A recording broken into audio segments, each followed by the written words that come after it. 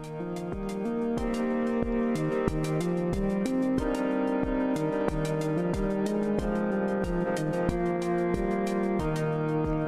to Internally Guided Life, a podcast to help you unlock a life of balance, fulfillment, and joy. I'm Kayla Sweet, and together we're going to have fun and create change from the inside out. I'm so glad you're here. Hello, my friends. Welcome back. Today we are going to be having so much fun. We are going to be exploring the topic of bravery. And I think this is such perfect timing because we kicked off 2025 talking about being bold and maintaining our momentum towards our goals and really living authentically and digging into what that really means. And bravery is a huge part of that. So, to help us continue this exploration and to really explore the science of bravery, we have an amazing guest joining us today. We have Jill Schulman. Jill is a U.S. Marine Corps veteran. She's a keynote speaker and she is a challenge seeker. She has her master's degree in applied positive psychology, and she has spent the last 2 decades combining research with real world experience to help people embrace courage and push their limits and create really powerful, impactful, meaningful lives. So, these are all the things that we love. We could not have a better person on the show. And she's got a book coming out in May. So, we are going to dig into that. Without further ado, welcome, Jill. We're so excited you're here. Oh, thank you, Kayla. I'm so glad that we're reconnecting after meeting in a bar in New Orleans 2 years ago. Yes. Yes. Well, you can't go wrong in New Orleans. I mean, Exactly. And we bonded over this exact topic that we're talking about, right? You were telling me about your story of challenging yourself and doing like this physical like challenge of climbing up some mountain or and the experience you had and how you were so proud and it actually made your life better. And I'm like, oh my God, that's what I'm studying. So I think we were just meant to have this conversation and be friends. I 100% agree. It was one of those connections where it was like immediate knowing, like, oh, this is someone that is like-minded, that is on this journey, this becoming journey that also really pulls in the practical, the scientific, and the educational too, right? Because Yeah. sometimes it's hard to find people whose work is grounded in evidence. There's so Yeah. many people out there in this space. So I was always really called to that about you as well. I think we share that passion for academia. So. Yeah, exactly. Well, we are going to get into all the things today, but before we get too excited, I would love for you to just share with everybody a little bit about you, your story, what brought you here.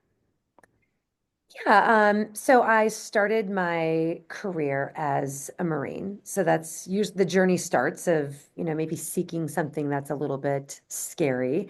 People ask me, why did you join the Marine Corps? And I decided I kind of wanted the military route because I wanted the adventure. I wanted to get out of Minnesota and I wanted someone to pay for my college. But really, the only one I wanted to do was the Marine Corps and why? Because it's the hardest. I mean, the proud Marine. So I started my journey as a United States Marine, but I got to tell you, the journey was pretty rough, kind of like you climbing that mountain that you were telling me about. When I flew into San Diego to report into my first unit, this is right as I was starting college, an ROTC unit and Naval ROTC Marine Corps option. Um, I was so not ready for how hard it was going to be. Um, in fact, I flew in and I put a lot of time and effort into selecting my outfit because I wanted to be like professional. But, I'm so just imagine this. I showed up wearing hot pink shorts and matching pumps. And even my nails were the same shade as I was reporting into the unit. And then imagine this scene from maybe Legally Blonde in your mind. And then imagine a scene of what you think of as any like Marine Corps, like, boot camp, and you get the picture. Um, in fact, the first day that I was there, someone told me you will never make it as a Marine. So, um, you know, I, I share the story because the greatest moments in life are the ones that have a journey that's really challenging. And obviously, I became a Marine, and I've got lots of stories to tell. But I maybe I'll share some of them later. But I think because I had such challenges along the way is why it was so incredibly meaningful, and it brings me so much pride. So I served in the Marine Corps. I decided to get out as I was getting married and decided I didn't want to stay active duty. So I moved from basically blowing things up in the Marine Corps because that was my specialty. I was an officer that oversaw like demolitions and all that. And then I decided I wanted to start selling drugs, the legal kind in the pharmaceutical industry. And then that's where I really fell in love with science.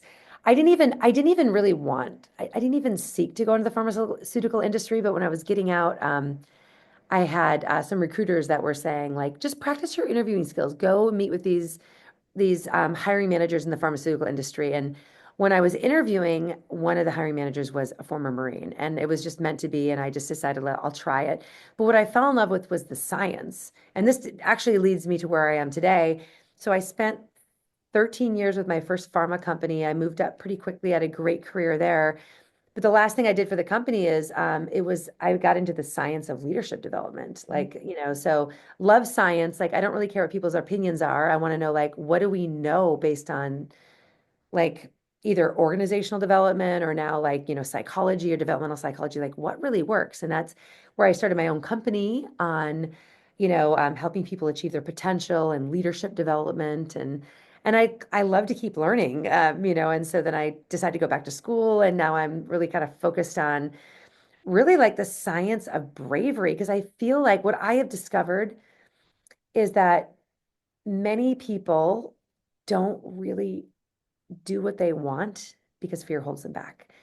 And I was just so curious about, but why? But why? And what can we do to develop that bravery? So that's my story and leads me to where I am today. Yes, I love it. And when you were first describing your outfit, I Yeah. was imagining Legally Blonde in my mind before you No even way. said it. That was, Seriously? yeah. Yeah. I mean, what was I thinking? Like people are like, "Are you stupid? Like why did you do that?" But I thought I looked so professional. I love it. And you know what? Pink is my favorite color. I will support it. You can rock pink and still be a professional, but it is a stark contrast to what comes to mind when you think of Yeah. the Marine Corps, right? So I can imagine that was the first of many like reality checks upon your arrival. Yes, absolutely. Yes, for Oh sure. my gosh. Thank you for sharing that. That's just such a relatable story, I feel like for women especially going into Yeah. these spaces that maybe there haven't been that many of us there before. I mean, we're still relatively early in women being able to do a lot of things. Yeah. So, Well, and let me riff on that for a second because I there's not a lot of women that choose a career in the Marine Corps. And I was going through the officer route. And when I showed up, there was only one other female. In fact, when you show up to the unit, it's like everyone going into the Navy, go over here, which was like everybody. And then anyone crazy enough to want to be a Marine, go over here. And there's only two females. And the other girl quit after our freshman year. Um, but what I found in my journey, like I just, instead of, we need to stop thinking about us as women and just think about be freaking awesome at your job, like focus on your competence and work hard. So for me, I focused on being competent. And then once I built my competence and got really good at my job of being a Marine and being an expert there, then it built confidence. Right. And so sometimes you just got to stop thinking about you as a woman and say, like, I decided, like, I'm going to try to be better than any other Marine, including males. And I was able to do that in a lot of my units. Right. So let's stop thinking about a lot of the gender stuff and just like, I don't know, like I'm gonna try to not swear on your podcast because it sometimes comes out, but you know, no worries. Be free. just just start being the best. And then that's how you're gonna be successful as a woman, right? I think sometimes we get in our own head a little too much and have those self-limiting beliefs and so my experience. Yeah. No, I'm glad that you said that because that's what it is. A lot of it is when you start telling yourself, I'm the only woman in this room. What does that mean? Do I need to be different? That like you start to run through all of these thoughts that aren't useful rather than just like standing in your power and being brave, which is the topic of this conversation, right? Like It might feel uncomfortable. It might feel different. It might feel strange, but you need to courageously stand in who you are, what you're capable of, what you can do, even when you're not there yet, regardless of who else is around you or who's walked in your shoes before. Yeah. Ah, this is Yes. already so good. Yeah, it's already so good because if you wait until you're ready and you're confident, then you'll never act. So just a little lesson, and I mean, it's part of, I'm sure, what we'll get into, but you've got to take brave action while you're still a little bit scared, when you have fear. So like if you're waiting to, raise your hand for a promotion until you feel like you're ready, then it's just too late. And a lot of men will apply for a job when they have maybe two of the four skills and will say, I'll figure out the rest. But women, we wait until we're experts in all four skills and we wait. So sometimes we're part of the reason why we're not as far along. So we just need to be brave and just be confident that I know a lot, but I don't know it all. And just take a step forward, even when you aren't 100% confident. Right, right. Because even if you don't know it yet, if you're You'll confident that learn you it. can figure it out and you work hard and you show Exactly up, right. Yeah. you can go really far. Yes. Okay, so we've got your kind of beginning of your story, and then I would be curious to tell us a little bit about so what moved you to this emphasis on bravery and how your life experiences and your academic studies kind of led to this and led to the book we're going to be talking about in a little bit.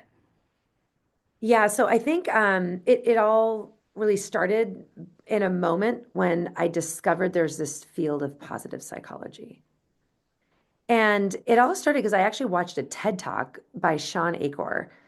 And someone sent it to me and I like watched it. And Sean Achor basically taught in his TED Talk that people think that when you're successful, you'll be happy. But he says we have it the math wrong. That's not the way the happiness equation works. It's actually the opposite. If you are happy, that is the fuel that will make you successful. So I watched this and I was like, that is so freaking true. Like, oh my God. Like, and I'm someone that I'm the Marine. I'm serious. I'm a driver of business. Like, I'm such a serious person, but I'm like, this is so right. And so that just opened the door. And then I started reading on positive psychology. And then the more I read, the more I wanted to read more. And then I finally got to a point I'm like if I'm reading so much and this is all I want to know about, why don't I just go back to school? So I found out that you could actually get a master's degree in positive psychology. Like, I mean, it's a whole nother world I had no idea existed. And so I applied to go to the University of Pennsylvania, which is one of the best schools, if not the best school, to learn about positive psychology from the father of positive psychology, Dr. Marty Seligman, who started the program there. So I went back there and, when you go to school, you have to master all the information on positive psychology, but at the end of it, you've got to do your capstone or your master's thesis, right? You got to take a deep dive in one subject. And so Yeah. that's what brought me where I am today is I've always loved the science, right? And then I learned about this positive psychology. So I wanted to learn more about it to bring it to my clients, right? Like, because I'm a leadership development expert. Like I think I should start bringing this to my clients to help them be better leaders and build better cultures and drive better results. So when I was studying, I was just like, I want to know all the science of this positive psychology stuff and what aspect of it am I most interested in? And so when I went through all of it, it was, I was really curious about really the A in PERMA. So I need to define that for your audience. So there are 5 things that we know lead to the highest levels of happiness and well-being. And this is Marty Seligman's seminal research here. 5 things. So there's P is positive emotions. PERMA is an acronym, PERMA. P is positive emotions. So this is experiencing joy and love and gratitude and all those things we think of. But those positive emotions, it's only 1/5 of what really elevates your well-being. So that's what Sean Achor was talking about. But there's more to it than that. So I'm like, oh, I learned about the whole world of positive psychology. And then there's the E is for engagement, which is Csikszentmihalyi's flow, right? It's just like doing things that you love that you just kind of get lost in. So then there's that E. Then the R is relationships, the quality of our relationships. The M is meaning, finding things that really matter and meaningful to you. And the A is accomplishment. So um, when I started really looking at all the science and literature on like accomplishment, that's what really caught my eye. And a lot of people want to be more successful and they want to accomplish things, but the reason why they sometimes don't is because they're scared and they have this fear. So, you end up just kind of like becoming really curious. So I just started digging into that and learning about what does social science tell us about courage and bravery, and why do they let fear hold them back? And really, more importantly, is how do people develop courage? How do people become brave? Because when they do, like, it's the greatest moments. Back to your story, you were brave enough to like freaking climb this mountain, and you said it sucked and it was painful, and you still had like scabs on your body, Yeah, and you're it was going like, bad. but I don't that even know if it was smart. Like it was probably dangerous. I probably should have it was stopped, but I probably wasn't dangerous. gonna.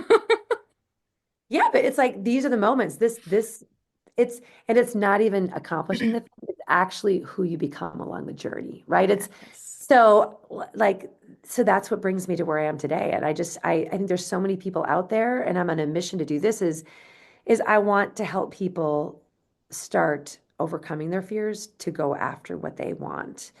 And anyone can be brave. People are like, oh, I'm just not a brave person. Well, bullshit. You can be brave.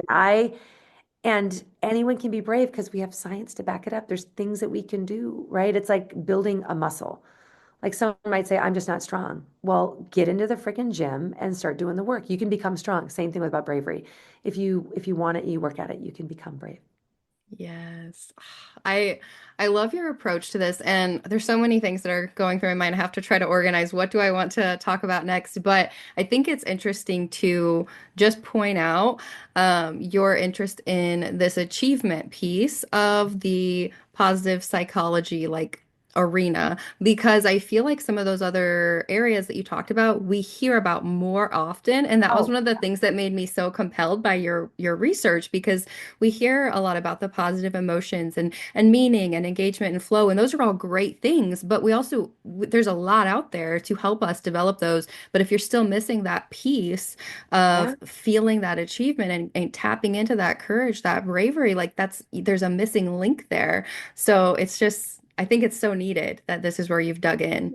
And I'm so glad that you validated that, because that's kind of why I decided to go in there. I'm like, everyone is like, the PERM is already pop culture. Everyone knows about it. And I'm like I joke about like putting like an A on my chest, like Superman, like accomplishment. I'm going to be loud and proud because we need more people to amplify it, because it's one of the things that can create higher levels of happiness. So it's almost like people are like, oh, the A accomplishment. Like that's not a noble thing to like want. Like, Right. oh crap. Like, no, like accomplishing things, like this is about increasing your self-confidence and self-belief that you can do hard things. Like, this is really important. So I just love that you say that, because you're validating, like, I feel like I'm doing really important work because it doesn't get enough airtime. 100%. And if anything, I think there's been some counterculture, right? Where it's like almost like, don't achieve too much, or like don't hustle too hard. And there's just some dialogue around like soft living and being gentle. And I'm not against any of those things, but I think Oh, I am. sometimes I we can am. we can misinterpret some of that to think life shouldn't be hard. And life is hard. It's innate in the experience. And the harder the thing is you go through, I think the better you feel on the other side, the more developed you feel, the more, I don't know, there's just a different texture and depth to life. The things Yes. that are easy don't feel rewarding when you've done it. Like it's the stuff you had to claw through that you're really proud of, that really give you that self-worth, right? Totally, totally. And I mean, I like to say provocative things, but I believe it Do and I it. back it up. But we're getting too freaking soft. And there is a myth. And this myth is that if I if everything is easy and my life is comfortable, I'll be happy. Comfort is a trap. In fact, I will quote Marcus Aurelius. One of my favorite quotes, and I have many of them by Marcus Aurelius, is comfort is the worst addiction. Because if people believe this myth and think that, oh, the key to life and happiness is just to keep everything easy, and I just don't want any challenges, and I just want, then they're going to fall in this comfort trap. And the reason I call it a trap is then they avoid anything challenging, which makes them less capable. So then if any challenges comes their way, it's like you get weaker and weaker. So, Yeah. we need to be strong in life, and there's going to be things that knock us down. There's going to be challenges in life, and that's really called resilience, your ability to do that. But if you want to really be resilient, then don't wait for adversity to come your way and challenge you to come your way. I want you to go after it. If you're comfortable, then get uncomfortable. Like find something that makes you uncomfortable. Like challenge yourself. And that is the key. You will have a much more vibrant, you said texture life. You're going to have a much bigger life, like a more meaningful life. If you if you find those challenges that are meaningful to you and you go after them. So don't let's not seek comfort. Let's seek discomfort in the things that really matter to you. Yeah. Yeah. Well, and if we didn't ever go for the things that were uncomfortable or hard, I mean, we never even get to go close to our potential. We never even get to touch it. Like, I think about my own story. I was terrified of public speaking, classified like chronically Anxiety. with social anxiety. Like I could not, it was very hard for me in my adolescent years to speak to people at all, nonetheless in groups. Now I do speaking. I've got a podcast, I've got a business like this. I literally speak to people and in front of people for a living. But that was because I made myself be uncomfortable over and over and over. And I'm so proud of that. Like, I love that I was able to do it with sweaty palms and do it really poorly and keep showing up for it because otherwise I would have missed out on the chance to meet so many people and impact lives. Like, none of that would have been possible if I hadn't stepped into discomfort. Yeah, so true. So true. You just make me think of just like it's the opportunity like for you to build your character. Like it literally is, it's the person you become on that journey and you just keep becoming more and more. And that's that sense of pride. And Yeah. you just made me think of something too, like I have two teenage daughters. So like, I mean, they love everything around social media and like I have to have a self-care day. And I think I want to be really, just make sure I'm being accurate here. I believe that self-care is very important, and I know I kind of joke about it, but if you are having a self-care day 5 out of 7 days a week by taking baths and just relaxing and doing nothing hard, then that's not self-care. You're being freaking lazy. So like self-care is like it's about taking like, if I use the analogy of like the gym again, like, if you go and really stress your muscles and lift really heavy weights, then you need to rest your muscles to get stronger. So self-care should be like you're pursuing meaningful things and really challenging yourselves, but you need to let your mind and your body rest. So take care Yeah. of yourself so that you can accomplish hard things. But don't Yes. just take care of yourself and just make things easy all the time. So self-care is important to rest in your ambition, in your quest to do hard things to live your best life. Yeah, yeah. Well, there's self-indulgence and self-care. There's a fine line there. Mm. And when you lean too far to self-indulgence, I think it also leads to things like depression. I mean, when you don't leave or push yourself or feel like you've accomplished anything, you might think you're making yourself feel better, but in the long run, you don't end up feeling better. You end up feeling isolated and disconnected and like a lack of fulfillment that it doesn't actually get you where you think you're going. That's so true. Another thing, because I can nerd out with you, because Yes, this is so fun. as we were talking before, and we're like, nerds unite, right? So as you say that, like there's two different types of well-being that I learned about as I started studying positive psychology, which is there's something called hedonic and there's eudaimonic well-being. So hedonic are the things that just bring you pleasure.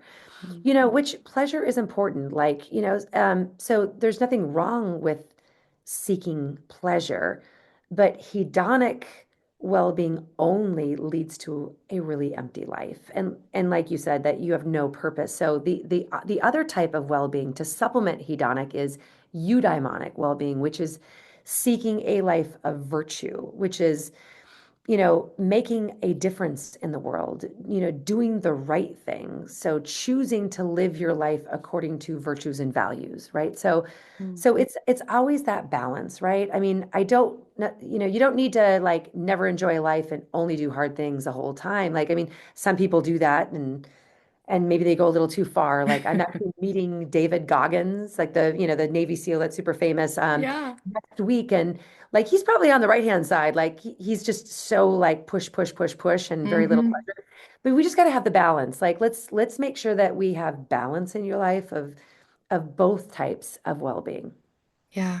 Yeah, I love that. And we're all about balance here. We talk about that concept a lot. Like we want to live meaningful lives. And when you're doing hard things a lot, you do need to find a way to restore. But I also think, self-care, it's not just the easy stuff. Oftentimes it's the hard stuff. It's like actually going to the gym when you don't want to and it's early and you're tired. That's self-care. It's not That- always the bubble bath. yes. Yes. Oh my gosh, I'm so glad you said that. Yes, that is actually self-care, right? And Yeah. if you choose to not get up because the bed feels great, that is not self-care. That is you choosing to give up on yourself and to not keep promises to yourself. So like Yes. this is, I'd say like the one habit, like I try to tell people, like if you want one habit to change your life, it is not cold plunging, it is not meditation, it is not affirmation, it is keeping your commitments to yourself every day. Yes. If you do that, your life can be anything you want. But if you make a promise to yourself, keep it. Like so many times we make promises to other people and we come through for them, but then we give up on ourselves. So do not, you're too important. Love yourself enough to keep commitments to yourself. So when you decide to go to the gym, get out of the damn bed and get to the gym. You will be, your future self is going to be so happy with that decision. Mhm. Yes. Yeah, it's that relationship with ourselves, right? Like if you keep breaking your promises, you're not going to trust yourself. You're not even going to really like yourself. Like, Yeah, exactly. And yeah. then we just get back to like we're not very happy, we're depressed, we don't have a good life because we don't even respect ourselves because we don't keep promises. So yeah. Yes. Yes. Okay. So this is amazing. Let's dial it back into bravery because I really want to talk about your book a little bit. So to start with that, how do you define bravery? I think we all kind of understand what it Yeah. looks like or what it feels like, but how do you relate to this in your work? So bravery is defined as not being fearless. It is, it is, bravery is when you take courageous action in the presence of fear. So that's what bravery is. And then there is also like those moments of bravery that you think of, like, oh, someone running into a burning building, and that is brave. Like our first responders, our veterans, our military, brave souls that do brave acts every day. But it's not just those moments, it's the everyday bravery, which a lot of times is doing things that you're a little bit scared of or that are uncomfortable. So I really focus on the everyday bravery because many of us are never going to have a moment where we have to like, save a drowning child or running into a burning building. So Right. it's like, the bravery day in and day out to do things that scare you a little. But if you accomplish them or if you do that, you're going to be so proud of yourself. So it's the things that, yeah, that's probably the best way to describe it. When your thought of doing something or accomplishing something is like so exciting, but it also scares the shit out of you, that is what you should be like walking toward or running at. So that is what bravery is. Bravery is taking action in the presence of fear. I love that. And that's such a good qualifier too. Like it's not about not having fears, it's about acting anyways and in the midst of that and still showing up when it's hard. So, Hmm. okay, so you've written a book or you're in the process of finishing up this book. It's going to be released later this year. You were telling me when we connected on the phone briefly about these kind of three pillars that you use to frame this Bravery, yeah. book. Yeah, so will you tell us a little bit about those? Yeah, so if people want to be braver, there are three dimensions or really actions you can take to become braver. And they're all interconnected. So any of them independently can help you become braver. But when you use all three together, it's like you're getting the whole recipe to increase your chances of being able to do that. So the first is mindset. In my book, I call it brave mindset. So if we don't believe that we can do hard things, then we're kind of starting off with a flat tire, right? So we work on mindset first. So mindset is first, brave mindset. But then there's the second one is brave actions. So if you believe that you can and you work on your mindset, that's like opening the door of possibilities, but you have to step through it. So you've got to take the Mm. courageous steps. And so brave action is the second dimension. And there's a lot of strategies and research in there. And then the final one that completes this triangle of the three dimensions of bravery is brave relationships.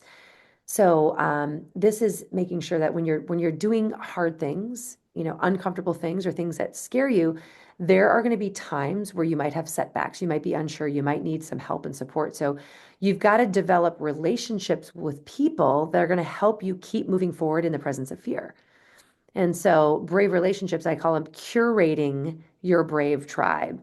You got to actually go out and find people that are going to support your journey to do that thing that you want to do. And many times, those are not the same people that you may be hanging around now. So, sometimes we got to find new people to hang around if we really want to be brave. Yeah, well, and then that's an act of bravery on its own. I can't tell Oh, you it the is. amount of people that, they're like, well, how do I find these new people? How do I build new relationships, Oh, yeah. make new friends? Like at this stage of my life, where do I meet these people? Like you have to put yourself out of your comfort zone to cultivate these communities. So true. Yep. Yeah. Exactly.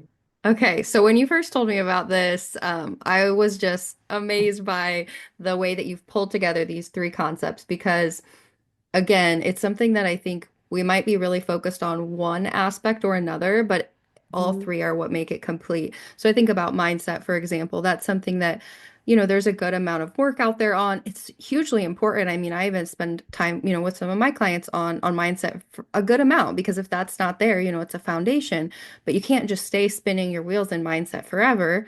Or you have great thoughts and no results, right? Yeah. So the fact that you've pulled this into okay, not only do you need to have the mindset, but you also have to do the things, take the action, and then surround yourself by these people. So I would And love those to, Yeah, and say all those things together are going to increase your chances, right? And just one thing I want to make sure I add in, I don't think I said it before though, is yeah, if you stop at mindset, you're never going to get anywhere. There's some people that love vision boards and imagining what could be and setting goals, and they don't do anything. They just stay as dreamers. Like yeah, you got to get out of the dream state. And even like the book The Secret. So like here's the secret on the secret. The secret doesn't work, right? I mean, the secret is actually really great talking about mindset or, they say manifesting. Like if you sit in your room and manifest and imagine yourself as someone that is going to be rich or someone that's going to have lots of friends, if you don't get out of the damn house and do something, it's not going to happen. So right. so the but getting into the mindset, I love a lot of things that are taught in The Secret because it gets you in the right mindset, but that's supposed to propel the action. So it's so important that we work on the mindset because that's the foundational work, but you got to follow it up with taking that first step. Yeah. Yeah, you can't assume that's the whole picture or the only piece. Just because it's the first piece doesn't mean there's not others that you have to build on. And I think in some ways, mindset feels like a safe place for people because it is kind of in the realm of our comfort zone, right? Like it's within ourselves, it's within our control. We can do it alone with fairly little risk. I mean, there's some emotional risk with the mindset stuff too, Yep. depending on what you've got to work through. But it's, I think, Yeah. less scary than when we put ourselves out there in the world and when we start to put ourselves out there with people. So it can be easy to get stuck there. Yeah. Well, and even like how I define mindset and the practical tools, like so in my book, and when I speak to audiences, I usually just give them some of the free tools because I want people to have like strategies, like what can I do? Yes. So, and that's where I love the theory of it. I love telling people like you can be braver, but like I have an obligation to say like I got to tell them what to do. What are the tangible things that you can do, right? Yeah, So it's, there's like four practical things that I teach in mindset. So I can kind of highlight them, that would be somewhat great. like high level. So there's four different bodies of research that I call on, and it leads to my four strategies within Brave Mindset. So the first one is just Carol Dweck's work on growth mindset, right? And any of us nerds are like, oh yeah, we know growth mindset. But then I go other places and they've never heard about it. So you just use the power of one word, yet. So if you say like, oh, I could never climb the mountain. I'm going to keep going to that because that's the first story you told me. You just ask them to add the word yet. I can't climb the mountain yet. So that using the word yet opens people's mind to the possibility that with hard work and effort, it's possible, right? Versus like, oh, I'm just not someone that could ever climb a mountain. So not fixed, like I'm born with my skills and abilities, but they can be built over time. So we start with growth mindset. So we start there. But then to the other things that I teach, the people who go through my program are the second thing is stress is enhancing mindset. So this draws on the work of Kelly McGonigal, health psychologist, Aaliyah Crum, brilliant psychologist. I'm such a fan of her work. But they really teach that if you view stress and challenges as things that are bad for you, they actually will be bad for you, right? But if you believe that stress and challenges are going to make you stronger, then they will make you stronger. So your mindset on stress predicts your reaction to stress and not only like what you do, but literally your physiology behind Yeah. stress. And you can include in the show notes like the Kelly McGonigal like TED Talk. It's just so we teach people like don't look at stress as bad. It's a choice. It's a choice. But if you look at stress as like, wow, I felt this last night. I was invited to, I gotta tell you the story. So I met this gentleman, David Metzler. He's kind of a celebrity, well known. I mean, the movie Jerry Maguire was after his character. So I was introduced to him and we started talking and he's kind of helping me and believes in my message and wants to amplify it. So he calls me and says, I'm going to invite you to dinner. I'm going to put you on a panel. And he's like, no big deal. Like there'll be 50, 60 millionaires, billionaires, athletes, entrepreneurs, and really successful people. And I want you on the panel. Like I'm like, oh my gosh, like this is stressful. Like literally the night before, I had a hard time sleeping. Like I'm on the way there, and I'm like, my heart is kind of pounding. And so this is the mindset here is saying, instead of like this stress is bad for me, like this is now my body preparing me to perform at my best. Like this really matters. My ability to deliver as on a panel discussion in this audience, this I could say like this is stressing me out, this is anxiety, I shouldn't do it. But no, this is my body giving me the oxygen, like this is helping me perform at my best. So Mm. so I had to leverage that, right? Yeah. Well, that healthy one. And then the other two I won't go into like in depth because we're gonna like run out of time here. But the other two are um helping people realize that you can generate positive emotions to help you be successful in life. You are not a victim of your emotions. You can generate emotions. So this comes from Barbara Fredrickson's work, her book on positivity.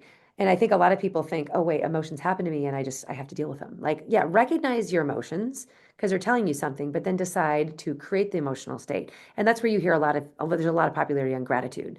The Yeah. reason why that's so popular is because if you choose to think of three things great or good that happened to you the last day, like that is forcing you to think of positive things, and that can change your emotional state, right? And then the last thing is is being aware of your mindset and the voices in your head. What is the chatter? And if your chatter in your head is not helping you, then we need to stop that and to change the dialogue inside of our head. And there's a Yeah. lot of psychology that goes into that. But like if it's not helpful, we need to change it. And there's pretty simple, it takes some hard work, but there's ways we can change that. So those are all the four things that I teach on mindset. Absolutely. So I want to move on to the next section, Yeah. but before I do, of all of these things, is there one that feels like the best first step for people who are like, I want to be brave. I don't feel like I'm a brave person. They don't know where to start. They're working on their mindset. Where would you recommend or where do you see like is the best step that could start to The, get them there? the first step, the best first step is to believe that anything you want is possible with that word yet. So take that thing that you are feeling like, I don't think I can do that, and just add the word yet. And that opens up your mind to realizing that it's not going to be easy, but it's possible with hard work and effort. So just use that one word yet, and it'll open the door to possibility. And then you can walk through and take brave action. Yes, I love that. And every all of the work on growth mindset is just so powerful, but I love the way you emphasize that it doesn't have to be this huge chore to embrace. If you can just learn to notice when you say something limiting about what you can't do and you add yet to the There you end, go. you're gonna Yep. feel the shift immediately. Oh. It's in your body, like you notice that resistance kind of fall away. You go from being like, it's impossible to like, it's possible. And that's all you need, that it's Yeah. possible. I love that. Okay, perfect. So we're into the mindset. We're starting to feel a little more confident. We've got control on, some of those negative narratives. We're feeling like the possibilities are opening up. Talk to us about brave action. All right. So we've got to take the first step. So how do we do that? So usually when we talk about mindset, people are kind of in the state of like, they're thinking about what they want to do and they think it's possible. So when we get into brave action, then this is where we need to put pencil to paper, and there's the power of writing down a tangible goal. So that's the first thing I ask people to do is write down what your goal is, and your goal not only needs to be written, but it needs to be challenging and it has to be meaningful. And when it comes to challenge, I love using the analogy of like the Goldilocks and the three bears. If it's too easy, it's not good. If it's too hard and it's impossible to do in the next like 6 to 12 months, then it's too hard. You need to scale back your goal to be what is something that's going to be really challenging for you to do, but you can get done in the next 6 to 9 months. That's a window I like to go to. So if it's challenging, but it's deeply meaningful, then you are off to a great start. So write that goal down. So that's just the first step. You got to write the goal down and what that is. But then you need to do the planning. So you need to think about not just the goal, which think of it as the top rung of a ladder. So many people use the analogy of a ladder, and I love it. So let's keep using it.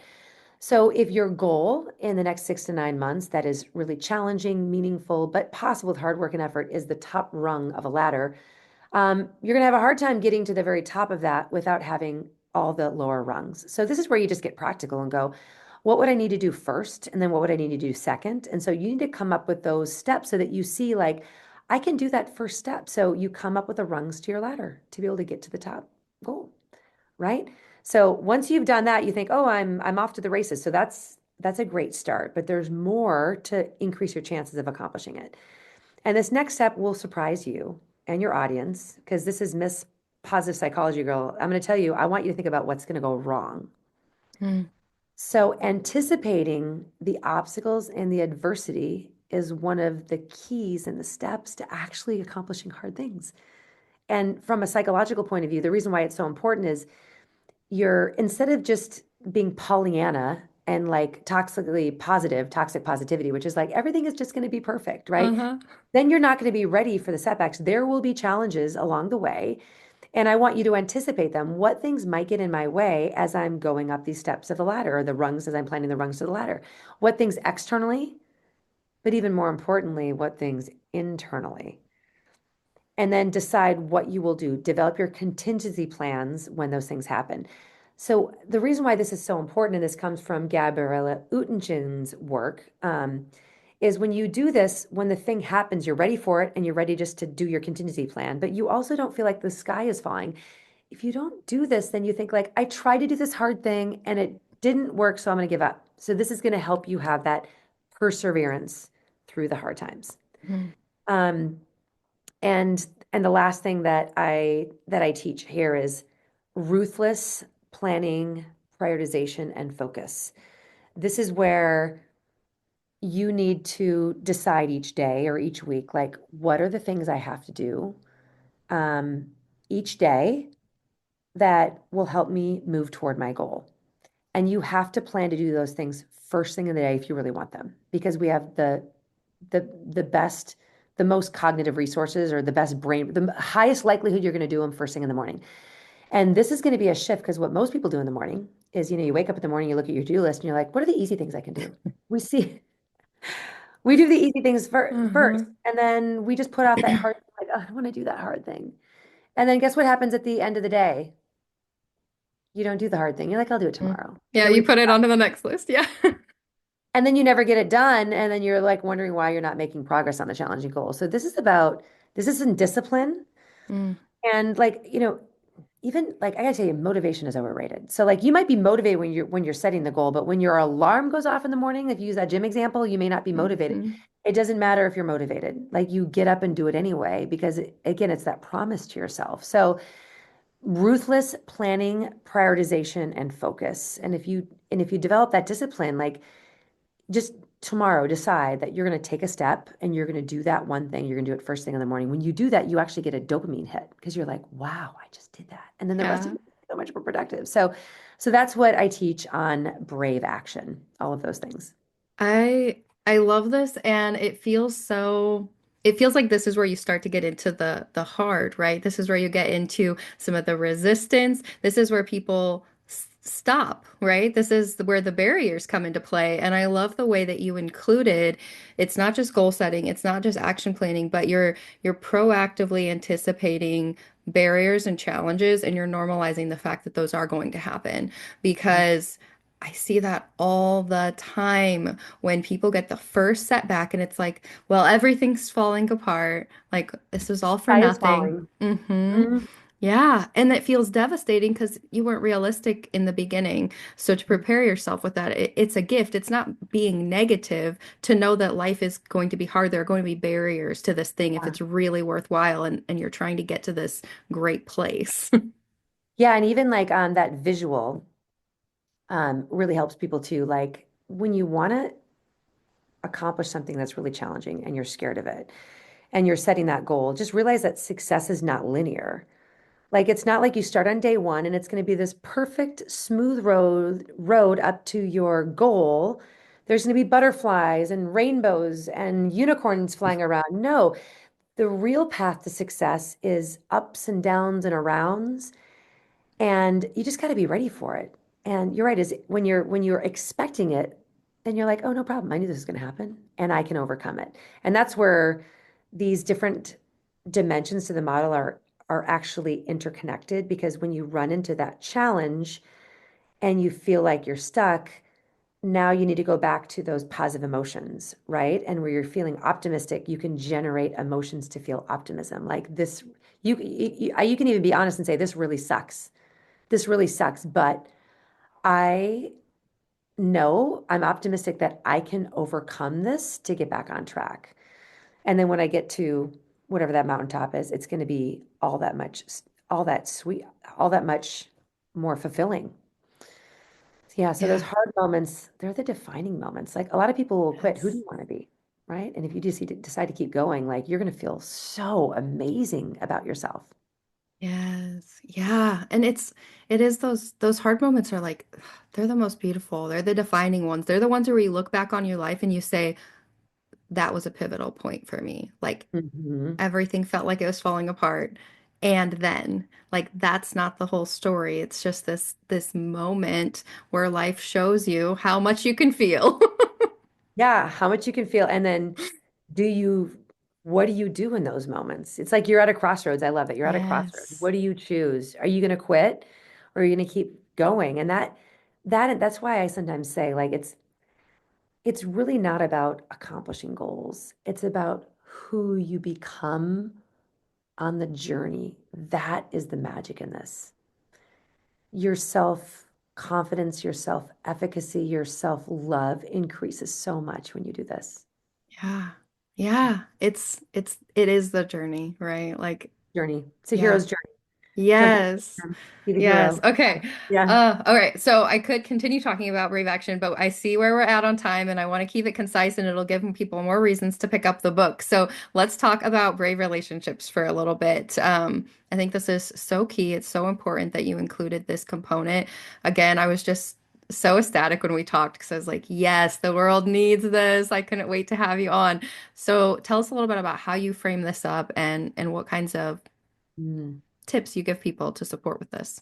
Yeah. So the brave relationships component is like it really completes the triangle here, and it's so important. And the reason why they're called brave relationships is because the first part of this is admitting that you need help.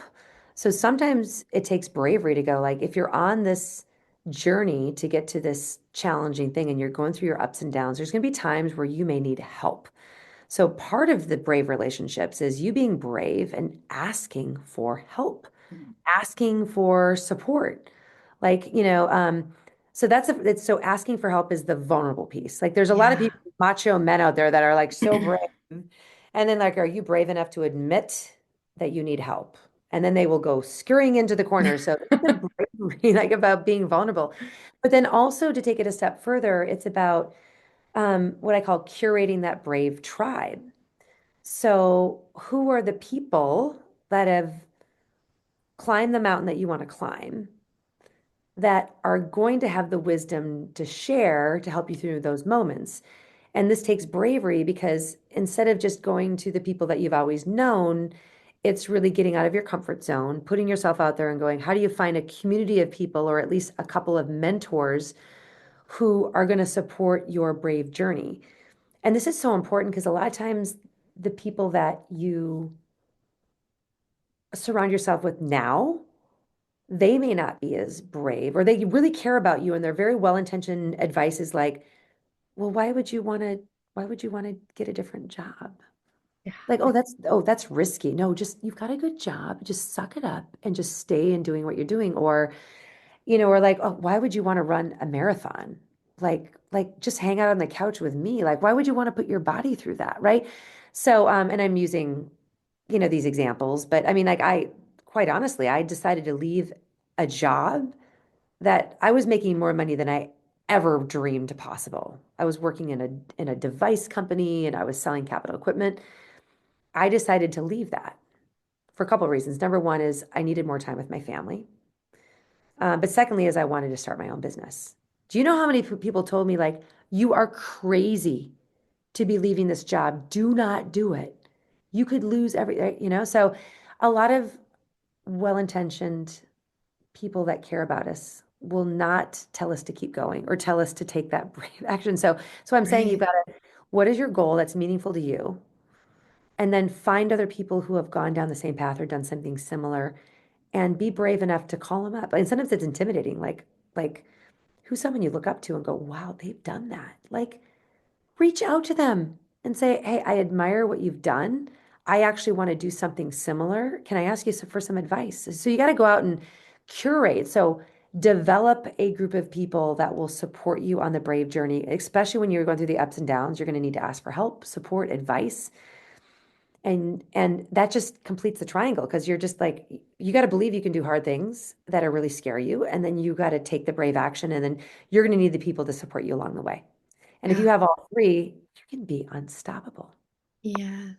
Yeah. Yeah, this isn't a journey that you can get very far in isolation. And I think there were so many key pieces that you brought up in this last component, this relationship component around the role of vulnerability. And I think even like we have to check our egos too, right? Like when you reach out for help and you're turning to someone who has reached a level of success or excellence that you're striving to, like you have to check yourself and recognize like I don't know everything yet. And I want to learn from these other people. So there's like so many internal Layers. battles, I think, that could hold people back. Yeah.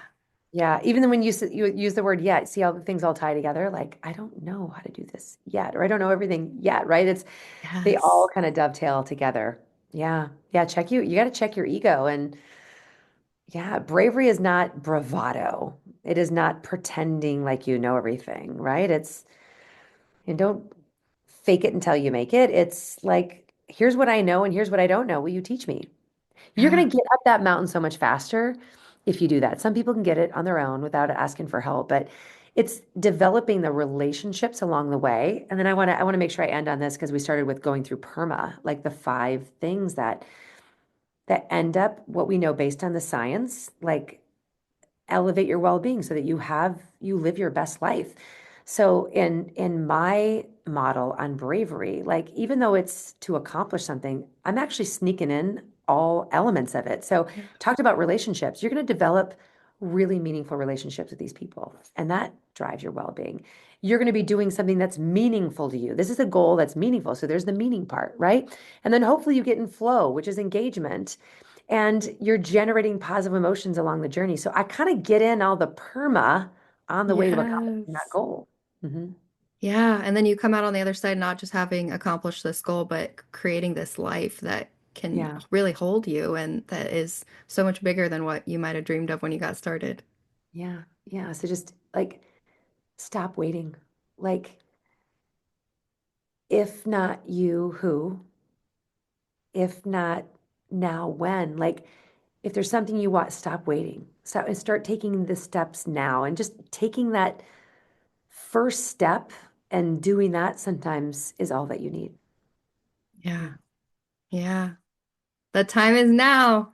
Everybody that's listening, I always try to end on a note of like, think of something that stood out to you from this that you can do today, something that you can apply, some piece of this, Mhm. wherever feels most meaningful. Start there, find an action, commit to it, tell someone you committed to it, hold yourself accountable, don't break that promise to yourself.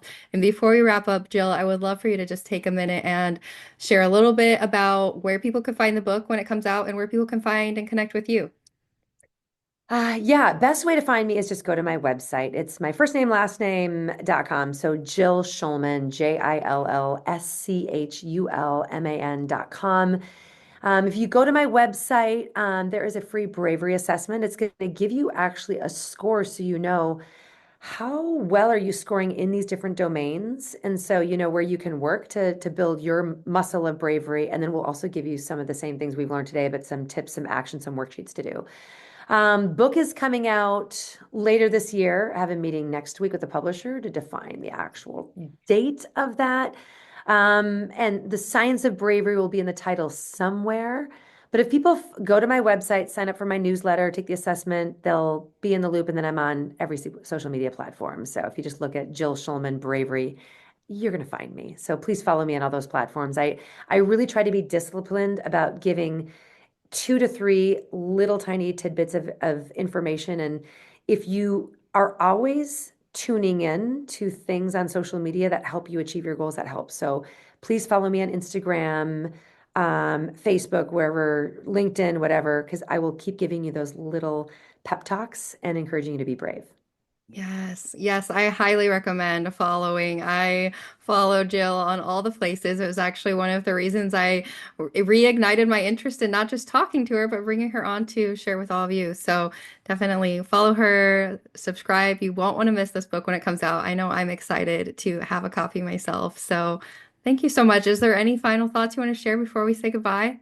No, get after it. Start today. And it doesn't have to be big. It doesn't have to be big. It could be something small, like I just want to raise my hand in the next meeting and share an idea. I want to have that conversation. I want to maybe walk up to that person, so just start small, and then you can build it over time. Yes. Okay. Thank All you for having right. me. I had so much fun talking to you. And I know we're going to keep in touch. We'll see you at the next. Yes. Yes, thank you so much for coming on. And for everybody out there, get out there and be brave. And we'll talk to you soon. Bye. Bye-bye.